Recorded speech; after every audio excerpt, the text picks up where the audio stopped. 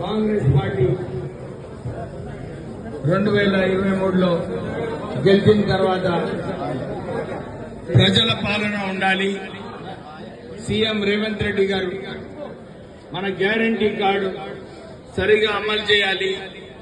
దాంతోపాటు సంక్షేమ కార్యక్రమాలు మంచిగా అమలు చేయాలని చెప్పి ఈ రాష్ట్ర ఆర్థిక పరిస్థితి టీఆర్ఎస్ హయాంలో అప్పుల రాష్ట్రం చేసినప్పటికీ కూడా రేవంత్ రెడ్డి గారు మేము మాట ఇచ్చినాము ప్రజలకు, మేము మా గ్యారంటీ కార్డు మేము మొత్తం అమలు చేస్తామని చెప్పి ఒక సంకల్పంతో ముందుకు వెళ్తున్నారు.